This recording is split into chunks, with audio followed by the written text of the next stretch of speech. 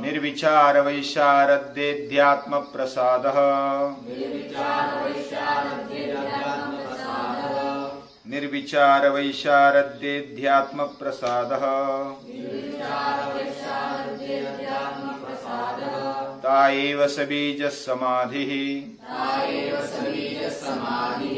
ता एव सबीजस्समाधिः निर्विचारवैशारद्येऽध्यात्मप्रसादः निर्विचारवैशारद्येऽध्यात्मप्रसादः निर्विचार यानी निर्गताः विचाराः यत्र,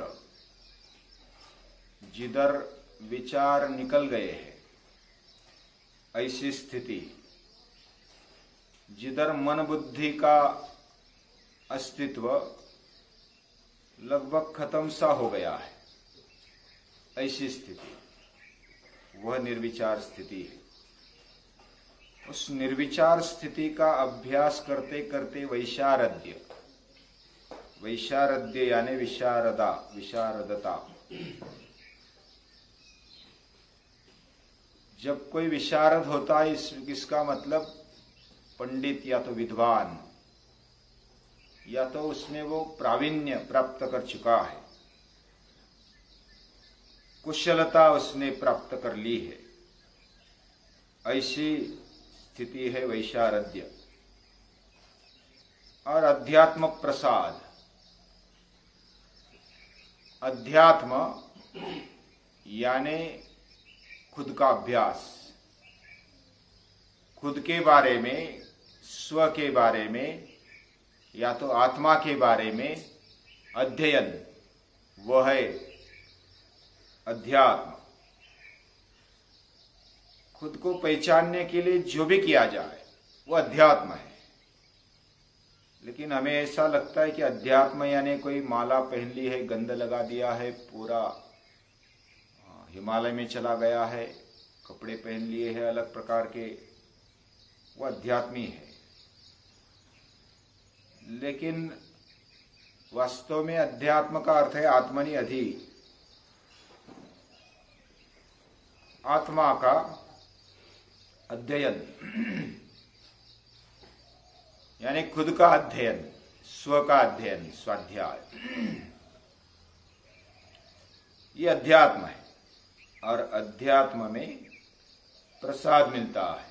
प्रसाद यानी पूजा आरती वाला प्रसाद, हम पहले ही ध्यान में आता है कि ये प्रसाद है। लेकिन वो प्रसाद उसको मानते हैं, हम ले भी लेते हैं, वो भगवान के सामने से जो भी स्वीकार किया वो प्रसाद है। भगवान ने हमें जो भी दिया है वो प्रसाद दिया है। प्रसाद का अर्थ है प्रतिसाद, प्रसाद का अर्थ है प्रसन्नता, प्रसाद का अर्थ है मन की संतुष्टि, अंतःकरण की संतुष्टि। ये शब्दशः हमने अर्थ देखे। अभी थोड़ा सविस्तर देखते हैं कि पहले से लेकर जब योग का आरंभ किया, उसकी व्याख्या समझ ली अपनी अपनी बुद्धि से, अल्प बुद्धि से, फिर उसका परिणाम भी क्या है वो देखा। हम अपने आप को दृष्टा रूप में अवस्थित करते हैं, लेकिन जो बाकी है उनकी वृत्ति सारूप्य दिखाई देती है, उनकी वृत्ति में समानता दिखाई देती है। वृत्तियां कौन सी है? 5 प्रकार की है, और क्लिष्ट और अक्लिष्ट भी है। प्रमाण, विपर्य, विकल्प, निद्रा और स्मृति, ये 5 वृत्तियां मुख्य रूप में महर्षि पतंजलि ने बताई। इन वृत्तियों का निरोध कैसे करे, तो अभ्यास और वैराग्य से उनका निरोध होता है, ये स्पष्टता से बताया। गीता भी वही बताती है, अभ्यासेन तु कौन्तेय वैराग्येन च गृह्यते। अभ्यास और वैराग्य से इन वृत्तियों का निरोध हो सकता है, मन कंट्रोल हो सकता है। फिर अभ्यास क्या है ये बताया, फिर वैराग्य क्या है ये बताया। वैराग्य में अपर वैराग्य, पर वैराग्य। ये अभ्यास और वैराग्य से समाधि तक हम जाते हैं। समाधि कितने प्रकार है वो भी बताया, वितर्कानुगत, विचारानुगत, सानंद और सास्मित, ऐसे 4 प्रकार बताए। वह संप्रज्ञात समाधि। ध्येय विषयः सम्यक् प्रकारेण प्रकृष्टेन ज्ञायते यत्र संप्रज्ञातः। जिधर ध्येय विषय को अच्छी तरह से जानते हैं, वह स्थिति वह संप्रज्ञात है। और उधर आत्म साक्षात्कार हो जाता है और प्रकृति का लय हो जाता है, लेकिन संस्कार उधर रहते हैं। संस्कार का थोड़े मात्रा में रहना ये उधर है, उसके लिए प्रयास जारी रखना चाहिए। प्रयास कैसे जारी रखे, श्रद्धा, वीर्य, स्मृति, समाधि, प्रज्ञा, ये साथ में होना चाहिए। और ये होते हुए भी जिसकी तीव्रता ज्यादा है, वह जल्दी यानी गति से पहुंच सकता है, तीव्रता से पहुंच सकता है। उसमें भी 2-3 प्रकार, मृदु, मध्यादि मात्र, यानी कोई हल्के हल्के जाता है, हलवे हलवे जाता है, कोई मध्यम गति से जाता है, कोई तीव्रता से जाता है, जैसी जिसकी गति। वहां तक जाने के लिए एक बढ़िया उपाय बताए, ईश्वर प्रणिधान। ये उपासना है, ये साधना है, ये उपाय है, ये लक्ष्य नहीं है, ध्येय नहीं। लेकिन ध्येय को प्राप्त करने के लिए ये साधना है, उपासना है, ये पूजा है। और ईश्वर प्रणिधान, ईश्वर भक्ति, ये बढ़िया उपाय है। यानी जो भी उपाय हमने अब तक देखे, उनमें बढ़िया उपाय ये दिखाई देता है, और ये सर्वसामान्यों के लिए भी अच्छा है। लेकिन महर्षि पतंजलि ने एक अलग तरीके का ईश्वर का व्याख्यान किया है। ईश्वर ये कैसा है, क्लेश कर्म विपाकाशैरपरामृष्ट पुरुष विशेष। क्लेश रहित, कर्म रहित, विपाक रहित और आशय रहित, ऐसा ये पुरुष विशेष, ऐसा ईश्वर है।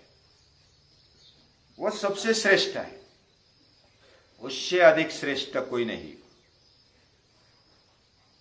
वह सर्वज्ञ है, उसको सभी मालूम है, वो जानता है, और सभी का बीज है। बीज यानी सभी का मूल स्थान, सभी का रहस्य वह है। वह आज तक जो गुरु है, उन गुरुओं का गुरु है, पूर्वेशामपि गुरु। और वो काल को भी अवच्छेद देने वाला, काल को भी छेद देने वाला है। उसका वाचक प्रणव है, उसको प्रणव नाम से पुकारते हैं। और उसका जप करने से भक्ति होती है। जप किसको बोलते हैं, तद जपात तद अर्थ भावनम। वही जप होता है जिसकी अर्थ भावना साथ में हो। और उससे क्या होगा, ईश्वर प्रणिधान का जो भी उपाय है वो जप से होगा, और जप से और ईश्वर प्रणिधान से प्रत्यक्ष चेतन अधिगम आत्म साक्षात्कार होगा, और अंतराया भावश्च, अंतराय का अभाव होगा। अंतराय कौन से है? फिर बताया 9 प्रकार के अंतराय: व्याधिस्त्यान, संशय, प्रमादालस्या, विरति, भ्रांति दर्शना, लब्ध भूमिकत्वान, अवस्थित तत्वानि। ये 9 अंतराय वो चित्त विक्षेप करने वाले हैं। विक्षेप के साथ साथ कुछ उपद्रव करने वाले और भी है। वह है दुख दौर मनुष्यांग में जयत्व श्वास प्रश्वासा विक्षेप। दुख है, दौर मनुष्य है, दुर्बल मन। फिर दुख दौर मनुष्यांग में जयत्व, अंग में जयत्व, अंग का कांपना, उसका स्थिर न रहना। श्वास और प्रश्वास वो ठीक तरह से न चलना, ये भी एक उपद्रव है। उसके लिए उपाय है चित्त प्रसन्नता के लिए और उपद्रव तथा विक्षेप को हटाने के लिए। ये उपाय क्या है? तत्प्रतिषेधार्थम एक तत्वाभ्यास। एक तत्वाभ्यास है, एक तत्व को सामने रखते हुए उसका अभ्यास अगर हम करते हैं तो उसका प्रतिषेध यानी इन अंतरायों का प्रतिषेध हो जाता है और चित्त प्रसन्न हो जाता है। अगला उपाय बताया, जीवन के व्यवहार हम कैसे करें, किसके साथ कैसे रहे, ये बताया। सुखी लोगों के साथ मैत्री, दुखियों के साथ करुणा, जो भी पुण्यवान है उनके साथ आनंदी रहना, जो भी पापी है उनके साथ उपेक्षित अवस्था में जाना। उपेक्षा करना यानी कि नजदीक जाकर उनको देखना और संबंध बांधना। केवल संबंध बांधते हुए काम नहीं चलेगा, उसके साथ अपनापन रखते हुए जो भी हम कर सके उतना करना, ये उपेक्षा है। उससे हमारा चित्त प्रसन्न रहेगा। ऐसे जीवन व्यवहार है तो हमने जो करना चाहिए वो किया, फिर प्रसन्नता आएगी। अगला उपाय बताया प्राणायाम, प्रच्छर्दन, विधारणाभ्याम व प्राणस्य। सांस को छोड़ना, विधारणा, रोकना, ये अगर करते हैं तो चित्त प्रसन्न हो जाता है, व्याधि अभी मिट जाती है।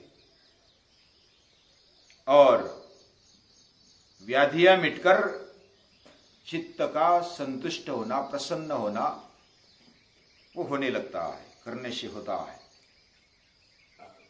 उसके बाद अगला उपाय बताया विषयवती।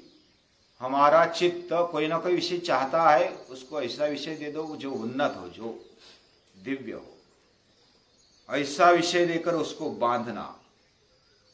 फिर अगला उपाय बताया ज्योतिष्मती, विषयों का, यानी चित्त को ऐसे स्थिति पर, ऐसे विचारों में रखना जो ऊंचे हो, जो ज्योतिर्मय हो, और उसी से विषयों का स्थिति बन जाएगी। फिर अगला उपाय बताया वीतराग, जो है जिन्होंने अपने जीवन से आसक्ति निकाल दी है, उनके साथ रहना, सत्संगति करना। अगला उपाय बताया स्वप्न निद्रा का ज्ञान, उसका आलंबन करना। ये भी सामान्यों के लिए अच्छा उपाय है। अगर इनमें से कोई भी नहीं अच्छा लगा या तो नहीं प्रैक्टिकल में आता, तो जो भी उपाय आपको चित्त प्रसन्नता के लिए अच्छा लगता है वो करे, जिससे चित्त प्रसन्न हो, लेकिन टेम्पररी नहीं, चित्त प्रसन्नता हमेशा रहे।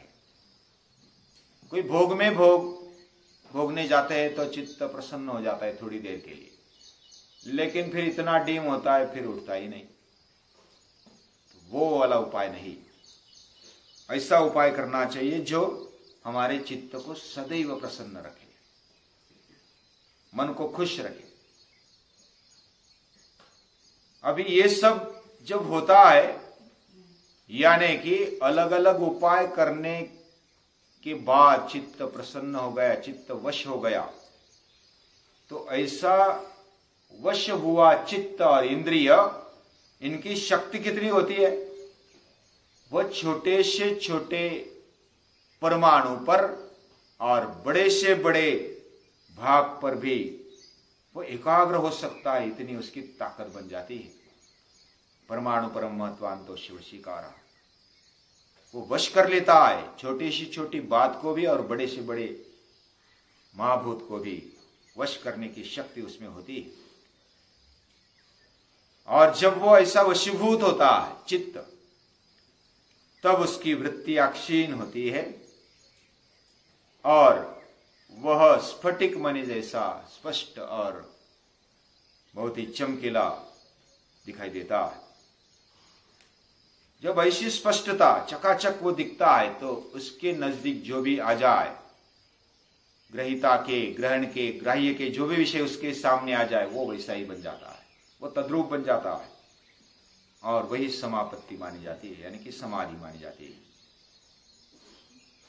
उसमें पहले फिर शब्द सुना, उसका अर्थ, उसका ज्ञान, उसकी समझ हमारे दिमाग में जो भी आती है उसके हिसाब से, उसकी संकीर्णता से, यानी उन सभी की, वैसा तो शब्द अर्थ ज्ञान वो अलग अलग है, वो अलग अलग होते हुए भी उनकी संकीर्णता, उनका जो समन्वय करके जो अर्थ हमारे जीवन में बनता है, दिल दिमाग में आता है, उसको लेकर हम एकाग्र बन जाते हैं, तो वो सवितर्क समाधि मानी जाती है। और ऐसी सवितर्क समाधि जब परिशुद्ध होते होते उसकी स्मृति बार बार उसको करना है, शब्द जान लिया, उसका अर्थ जान लिया, उसकी समझ पाली और उसको पाते पाते बार बार उसको अभ्यास करते करते उसको परिशुद्ध बनाया। जैसे किसी रत्न को जब हम हाथ में लेते हैं और गंदा रत्न उसको पहलू पाड़ते हैं, उसके बाद फिर जो वो गंदा बनता है उसको घिस घिस कर ऐसा परिशुद्ध चमकीला बनाते हैं, वो शुद्ध बन जाता है और चमकीला बन जाता है। वैसा ही स्फटिक मणि जैसा हमारा चित्त और उसमें रहने वाली स्मृति भी शुद्ध बन जाती है, परिशुद्ध बन जाती है, मूल स्मृति आ जाती है और स्वरूप शून्यता उधर होती है। यानी पहले जब ध्येय हमने स्थूल रूप में देखा, उस पर एकाग्र हो गए, उसके बाद वह स्थूल रूप में एकाग्र होते होते तद्रूप बन गए, उस ध्येय रूप बन गए, जो भी हमने सामने रखा था उस रूप बन गए, स्वरूप को शून्य सा बना दिया और अर्थ मात्र रह गए, अर्थ मात्र निर्भाषा निर्वितर्क, वो निर्वितर्क समाधि है। खुद को भूल जाना, स्मृति परिशुद्ध होना और अर्थाकार रहना, ये निर्वितर्क है।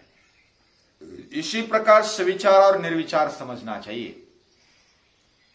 यानी सविचार में सूक्ष्म जो विषय है उनको आधार बनाकर हम एकाग्र हो गए, फिर उस सूक्ष्म विषय को भी आधार बनाते बनाते जैसे एकाग्र हो गए, एक रूप हो गए, उसको अभ्यास करते करते फिर ऐसे हो गए कि वो ध्येय रूप बन गए। यानी सूक्ष्म विषय को भी ध्येय बनाकर उसमें ध्येय रूप बन गए, बाकी कुछ याद नहीं रहा, उसमें भी स्मृति परिशुद्ध हो गई, स्वरूप शून्य से हो गए और अर्थाकार हो गए, ध्येय रूप बन गए। ऐसी अवस्था को निर्वितर्क समाधि मानते हैं।